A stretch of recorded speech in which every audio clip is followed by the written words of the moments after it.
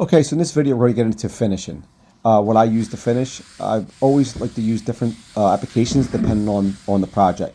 So always I like to prepare first, whether I'm using a mineral spirit, um, like a rejuvenating mix, mineral oil, linseed oil, etc. Or you can even buy your own. Now, the first one I'm going to go over is lacquer. I don't use this. I use it the least. I do like it. I spray it or wipe on. It's not food safe, and it's the same principles as using a polyurethane, like we're going to get into next, which I probably use the most. Now, polyurethane I use the most since it's pretty affordable. It's fairly easy to use. And I use this for my lower end projects when I'm going to stain. I only put it on stain finishes. So it's not food safe, obviously. The durability is pretty good. I was give it a C plus, and it's very affordable. You could get a can of whether it be triple thick, oil based, water based, for about anywhere from $15 to $25, 30 at the most, I would think. And it just you wipe it on. I do 3 coats typically, even though some say you could use 1 coat. Some is like triple thick. I always use at least 2 coats. And I always sand in between each coat, and that's just what I do. So obviously you have to get everything prepared. Make sure you have no dust and debris, and just wipe it on, and then I like to do a sand in between coats. And when I sand, I use at least a 320 grit sandpaper. You can also use higher grit, and I also like to use a foam pad, which I'll show later in this video. I use that a lot too. Some people even say you use a brown paper bag. Some YouTubers, and I don't do that, but you can do that, I hear. So you just got to be something very fine. You don't want to scratch it up.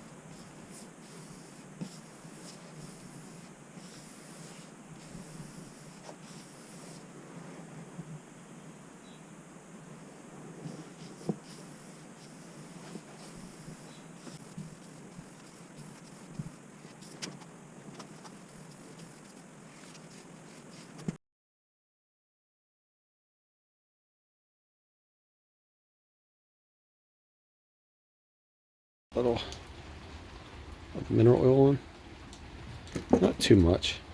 Just let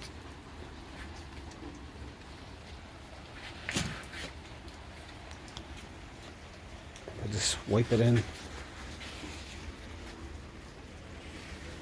It really lets the wood pop. It gives it a nice yellow tint, almost like a linseed oil, which I also like to use.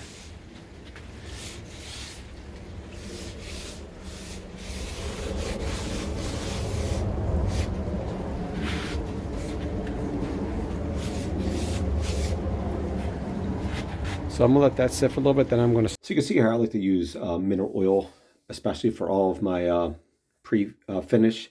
I just like to use, especially on hardwoods, but I like to use it anything to just give the wood a pop. And but just remember though, when you do this, when you add any kind of pre finish, you can it prevents blotchiness, lets the wood pop more, but also to change the color of your stain a little bit. If you're staining after the fact and finish, it can just change the coloration a little bit. So I like to use like a spray-on lacquer or polyurethane or shellac for small projects like this, like flags, signs and things of that nature. Some tabletop, smaller ones, planters, etc. But I always stand in between each coat of any type of finish I use for the most part, except for like Osmo. I don't do the same typically.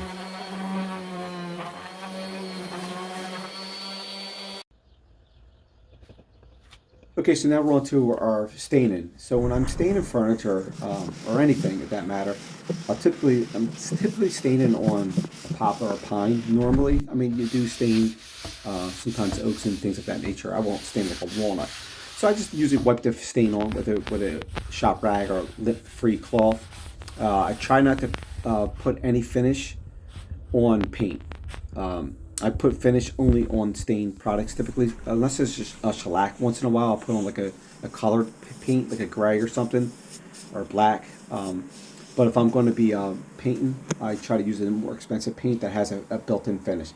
Okay, because it could cause discolorations. Okay, so now we're on to just wiping our or poly on or whatever we're using. I just use a foam brush, typically wipe it on and let it dry for a little bit. And then, like I said, I like to sand between each coat. Typically, I do 3 coats, whether it be a polyurethane, a shellac, a lacquer, or even a varnish. So we just, we sand, clean off any debris or particles, and then repeat the steps. And this is why we do this, because a lot of times you use a polyurethane or a varnish, it leaves a little tackiness. So you just got to sand that off, make a nice smooth finish. Here's some other recommendations. I like to also use like a linseed oil, a tung oil, like a rejuvenating oil, things of that nature. Sometimes a more natural type on, especially on harder wood projects or stuff like in the shop that I know is going to get beat up and I don't mind as much. I don't need as much, I don't want to waste money, in other words. So I'll use something like that. So now we're going to get into the more expensive and harder finishes, and this is going to be an epoxy. Epoxy is a pretty good product. It's fairly expensive, very durable. Just keep in mind that it's a plastic essentially. So you spread it on with a spreader, wipe off any excess, heat up to get rid of any air bubbles, sand, and repeat. It's very durable, but when it does start breaking down, it does cause issues. You have to completely refinish that top. So just keep that in mind when using epoxy. And then we're going to get to our shellacs. And shellacs I typically use, like I said, on smaller projects typically, mainly stain. Sometimes some darker wood paints, I'll use a shellac. It is supposedly food safe. I think it's made of like bugs, out of bugs, I think. But they say, I think it's kind of a more food safe. But some people say it's not. Either way, I wouldn't drink it. And like I said, you can spray and wipe this on also with a foam brush, depending on how you apply it. So now we're gonna get into more of our natural finishes, our board butters and water pops and mineral oils, and that's going to be, I only use this on cutting boards and butcher blocks that I build. You can make your own board wax, like board butter, or you could just go and buy it at Home Depot or Lowe's, etc. Wood crafts. So you can, I make my own, typically, my own board butter, and just put it in a little tin or jar and keep it on hand. So I like these. These are perfect for cutting boards, like I said, and butcher blocks.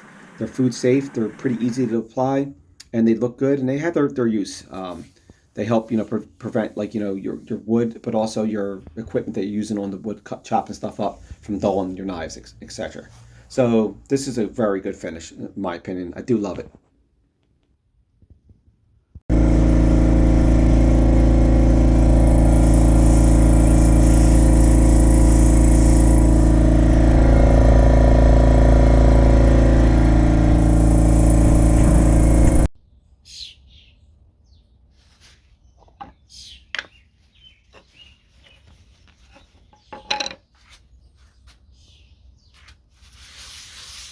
And this stuff is very affordable and it's very easy to apply. You just wipe on with a free cloth or a shop rag. I just wipe these on, wipe off any excess, stuff it in, and let it dry.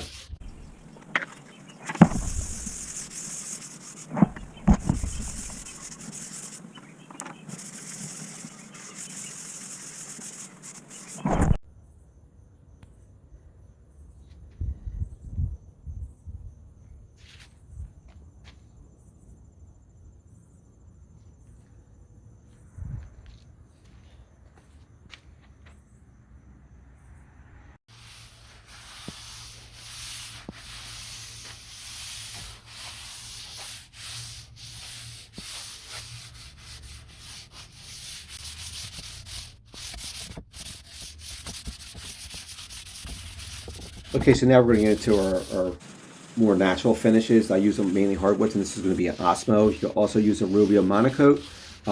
My go-to is Osmo. Just have an easier time getting it, to be completely honest with you. But these are the same principles for the most part, the way you apply. Rubio I have used in the past, and I just kind of wipe it on with a spreader, wipe off excess, after you mix it all up. Osmo's, I think, a little easier to apply. You just buff it on with a Scotch Brite pad and just wipe off the excess. I do 2 to 3 coats and just let it dry. Really, it's pretty easy to use, and I think it looks great. Keeps your natural wood feeling, and I use it for, like I said, all of my mainly, or not all, mainly all of my natural wood projects. I like to use this because I'm a woodworker, so I'm a little impartial. I like the natural wood feel. Um, Durability is pretty good. Um, it's really good in my opinion with water staining and things like that, and it is food safe in theory. Osmo especially. It's made from plant based, I believe, and it's pretty easy, like easy to apply. You just kind of, like I said, mix it up, wipe it on with a Scotch Brite pad, and then just wipe off the excess, let it dry, and it's pretty durable, especially with water staining and marking. Doesn't really prevent anything from scratching, but I'm not really sure anything prevents scratching except for mainly epoxy.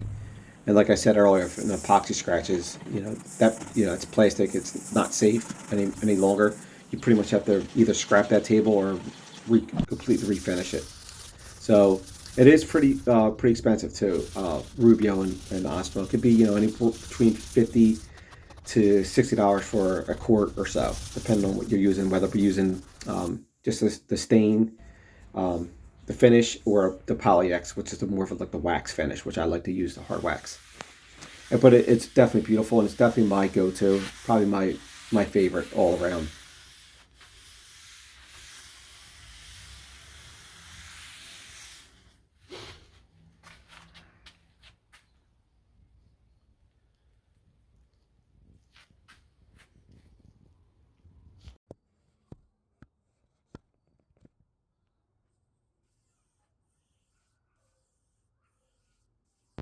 So now we're going to get into our varnishes, and I do like varnishes. I like them more than I like polyurethanes and lacquers. In my opinion, I think they have a little better protection. They think they have they definitely pop your wood out more. I think it looks great with stain, especially. And this is kind of my go-to for my mid-level type projects, or even higher end projects where the people definitely want things stained.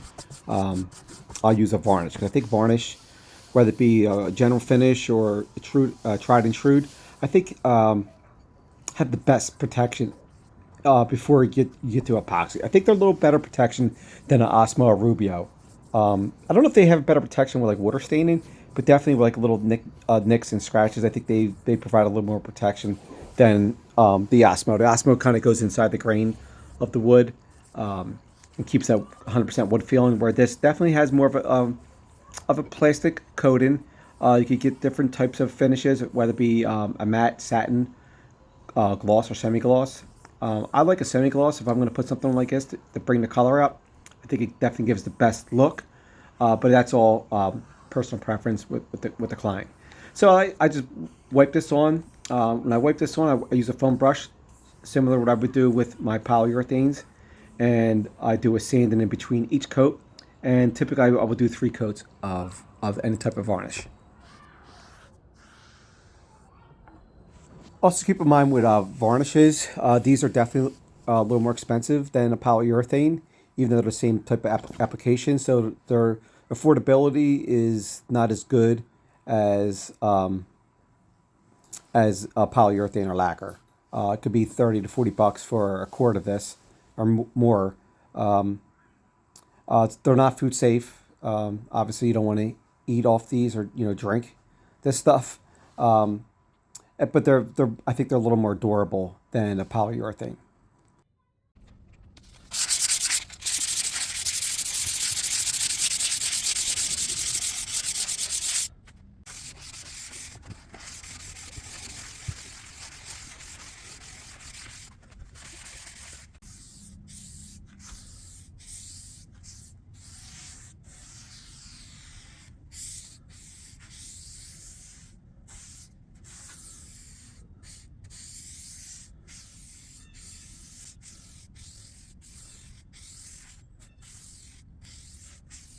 Okay, so keep in mind all of these finishes and stains and paints all have their place in woodworking, in my opinion. I know I got into maybe 5 or 6 different types of things in somewhat detail, but they all have the same principle for the most part, especially your polyurethanes, your slacks, lacquers, and varnishes. You're pretty much wiping them on or spraying them on and then sanding. and then repeating those steps 2 to 3 times typically. Depending on how it's laying on, you don't want to have tackiness. Your Osmos and Rubios, you're buffing in, and then you're wiping off the excess. Your epoxies, you're going to wipe on with like a pad, a spreader, and then you're going to wipe off excess, heat up any air bubbles, and dry. They all have their place. Some are more expensive, so you have to factor in that as part of your decision when you put your finish on a project. If you're selling cheaper rustic farmhouse tables, then a polyurethane or lacquer is fine. If you're doing a mid-level, then I think a varnish is the way to go. If you're doing a more higher-end hardwoods, I would recommend a Rubio, Goodies, Tried and True, or an Osmo. I personally use Osmo the most because I have better availability to get it, and I just trust it. I've used it on hundreds of projects, and it's pretty good to me. And it also prevents some of this watermarks. So I like Osmo. It's probably my go-to for my hardwoods. Now my more farmhouse furniture, I'll use a lacquer or polyurethanes, and they're fine. They're more cost effective, and they do provide probably better protection in a way, wear or tear for your furniture. So just keep that in mind. And also, I like to use the board butters and mineral oils on my butcher blocks and That's my pet. cutting boards. It's food safe. It prevents from molding and things of that nature. And I think that's the way to go with that. And they look great with your products. So just keep that in mind. They all have their place. I use every single one of these things. I didn't get into too detail with everything, like the tung oils, etc. But they all work, and they all have their place. So go out, build something. Go out and make sure you're not overpricing your projects, and go out and build stuff and put them together and practice your craft, and everything works out well, and your customer will kind of let you know what works, and you'll know over time what works the best with what and what combination, what pre-finish you want to use, etc. That's about it. Hope if you have any questions, let me know. Thanks for watching, and go out and build something.